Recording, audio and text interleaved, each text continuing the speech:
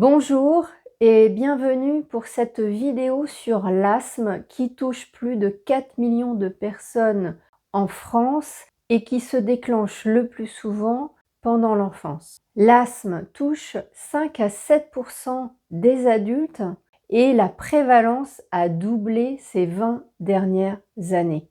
Il y a une mortalité associée à l'asthme puisqu'il y a encore 1000 décès par an, sachant que là, par contre, cela a été divisé par 2 depuis les années 90. Lorsque l'on est confronté à cette maladie chronique qui touche le volet pulmonaire, le volet respiratoire, la question légitime que l'on peut se poser est: pourquoi suis-je confronté à cette pathologie? Qu'ai-je à en comprendre?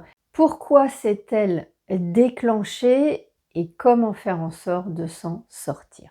Autant d'axes d'investigation que je te propose d'explorer à l'appui d'une canalisation des archives akashiques, sachant que ce sujet me touche particulièrement, ayant été moi-même asthmatique de l'âge de 4 ans à environ une douzaine d'années. Je me présente, Stéphanie, bienvenue sur la chaîne Pansement de l'âme, une chaîne pour t'accompagner sur le chemin de guérison de ton âme. Alors merci pour tes likes, merci pour tes partages, merci pour tes commentaires. Et comme habituellement, je t'invite à faire preuve de discernement et à exercer ton libre arbitre. Et maintenant, c'est parti pour la canalisation. Alors, première question, lorsqu'un être est touché par l'asthme, que se passe-t-il pour lui sur les différents plans? Alors l'asthme sur le plan physique est en fait la manifestation de ce que l'être vit dans son intériorité.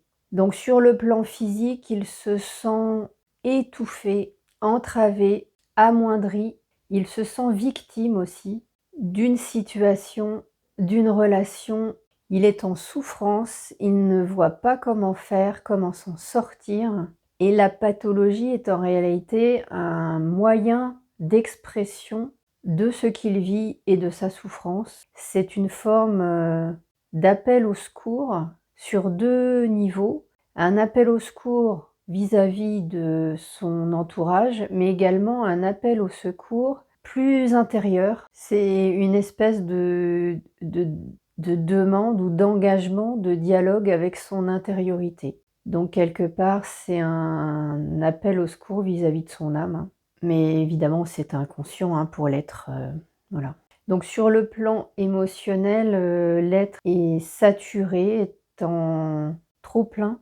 Les émotions associées sont les siennes, mais pas que. Il fait éponge avec ce qui l'entoure. Donc l'asthme va toucher plutôt des personnes qui ont un mode de fonctionnement en éponge. Donc ce sont des êtres particulièrement sensibles, voire hypersensibles.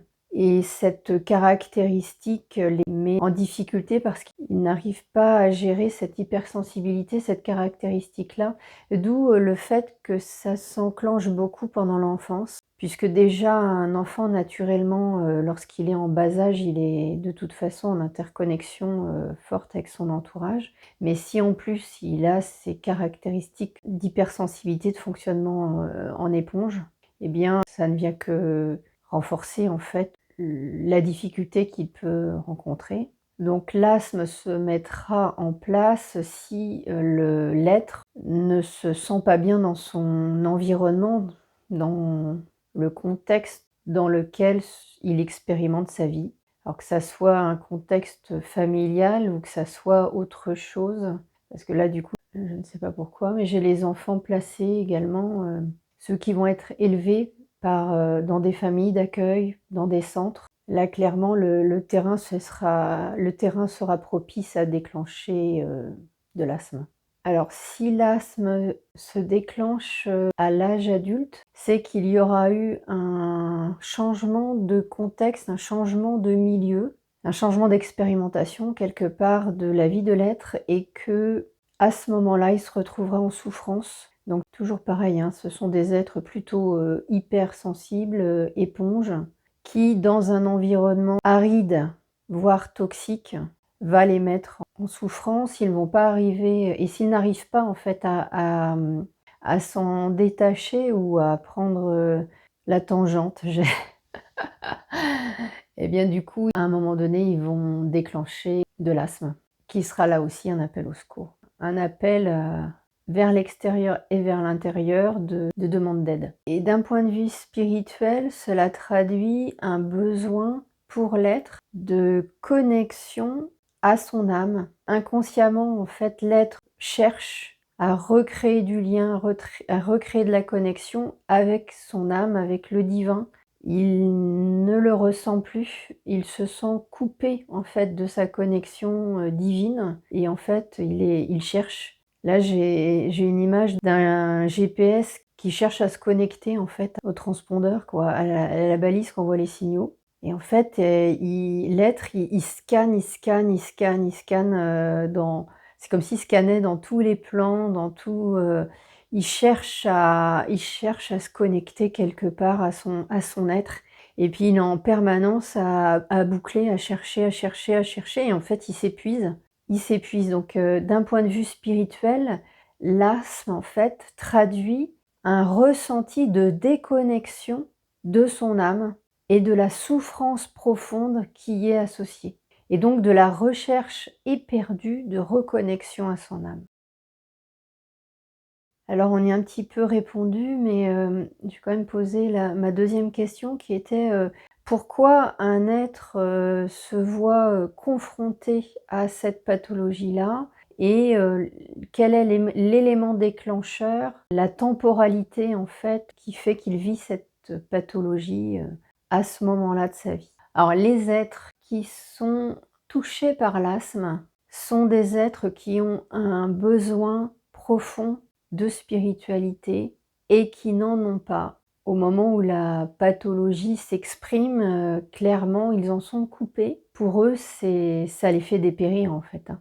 Ils manquent d'air, en fait. Il leur manque un élément vital, quelque part, qui est symbolisé par le manque d'air, mais qui est en fait le manque de connexion au divin. Alors paradoxalement, c'est quasiment, ouais, c'est obligatoire en fait. Ça fait partie de leur, contrat d'incarnation, de se sentir coupé du divin pour savoir ce que cela fait, pour qu'à un moment donné, ils fassent le chemin pour s'y reconnecter consciemment. C'est comme une course d'orientation en fait, on les met, plein milieu de la forêt, il faut qu'ils arrivent à en sortir.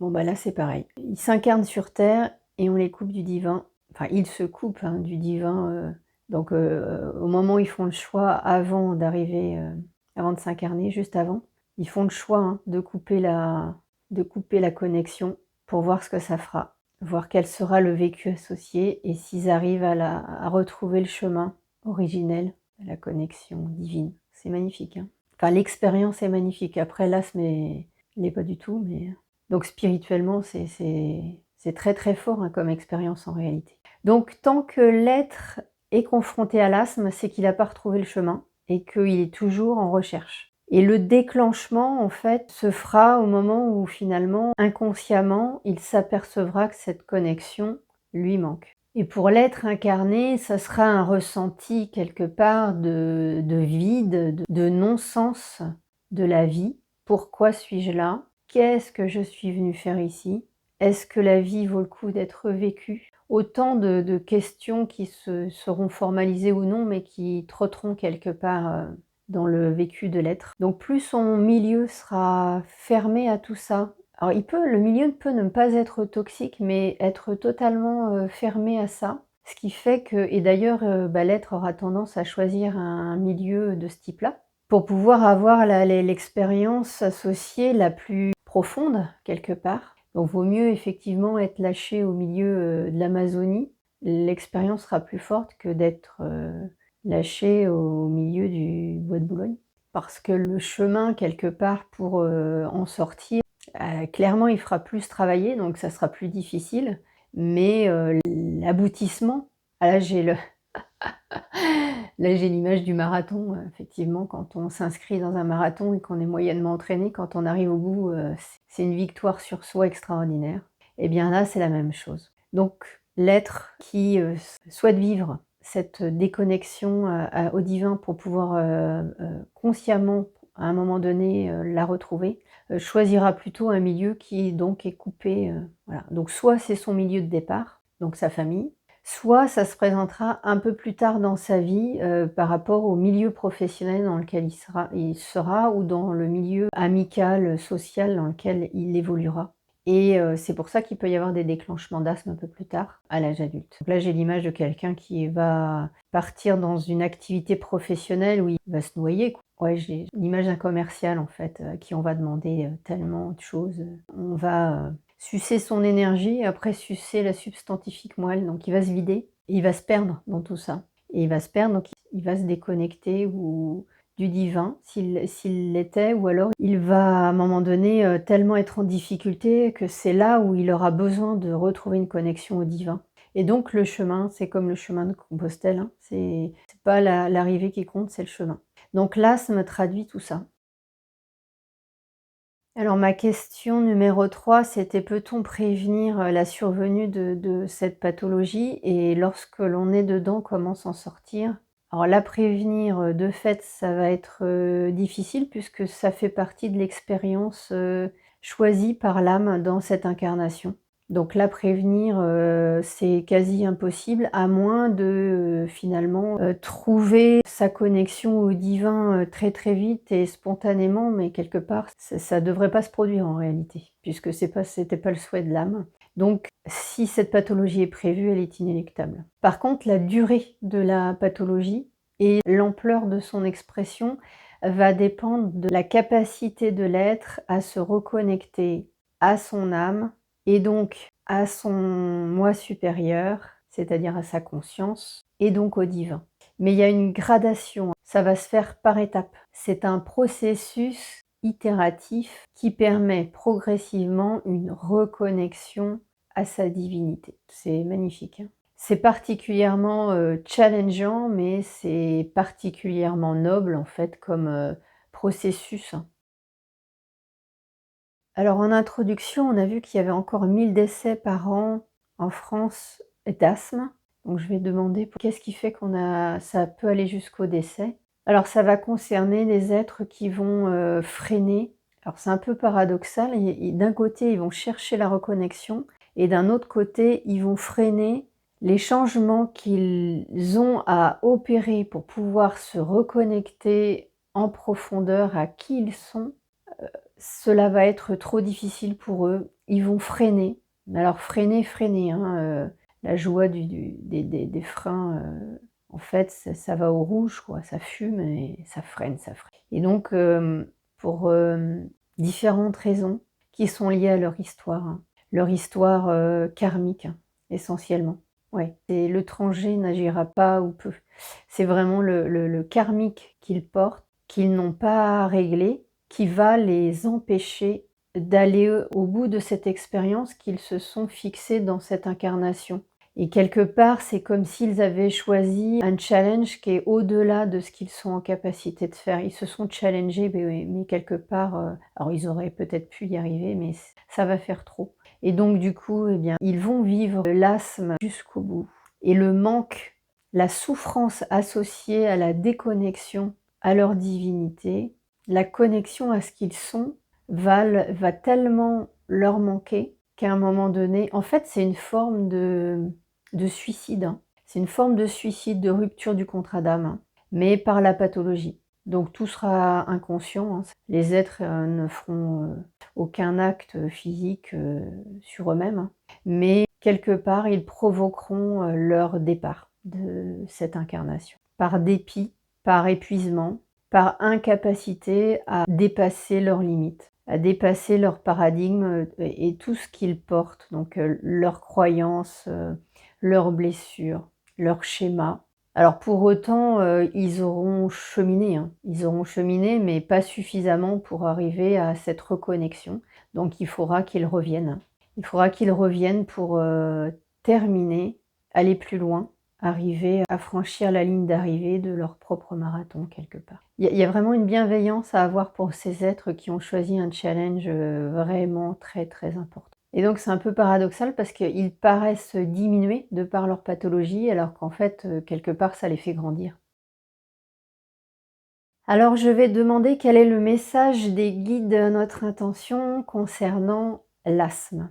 Alors l'asthme est une pathologie, challengeante à tous les niveaux, donc sur, tous les plans, mais également pour soi et son entourage. Elle œuvre, également pour l'évolution du collectif, parce que cette pathologie-là, elle est aussi à l'image de ce que vit notre civilisation, à savoir le sentiment d'être, étouffé, d'être entravé, d'être empêché. Et c'est bien, j'en ai des frissons. C'est bien le challenge qui est celui de l'humanité que de retrouver, sa connexion, divine dans un spectre très, très large. Elle a été, l'humanité totalement, mise sous cloche. Elle a été, coupée, alors là c'est plutôt par, l'extérieur, hein, donc elle a été coupée par les forces du mal, hein, mais à l'échelle, divine, c'est aussi le challenge de l'humanité que de retrouver sa connexion profonde à la source, à sa divinité. Donc les êtres qui vivent, qui connaissent l'asthme, sont aussi des êtres qui prennent une part du collectif, ce qui est le cas pour beaucoup de pathologies en réalité. Et pour l'asthme, c'est particulièrement marqué. Donc d'où le fait, ok.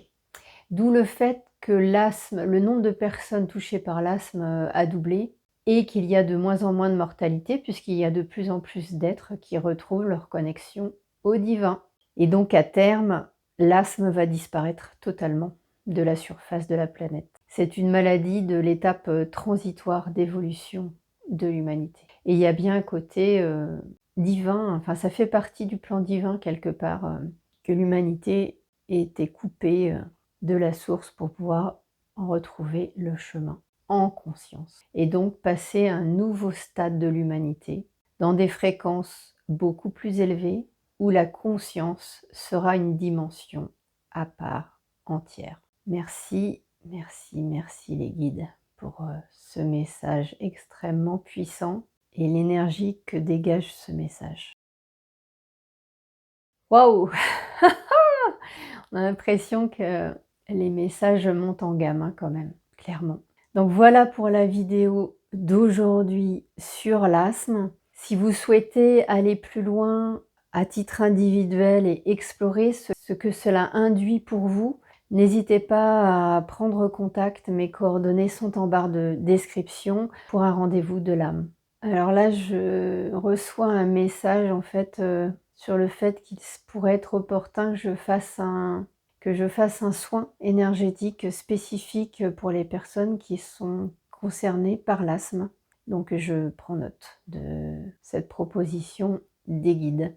Merci pour vos likes, merci pour votre participation, merci également pour tous vos partages. Pensez à me mettre vos questionnements ou vos remarques en commentaire. Moi, ça me permet d'en prendre connaissance, de vous répondre ou de l'intégrer pour de prochaines vidéos. Donc, merci à vous et à très bientôt.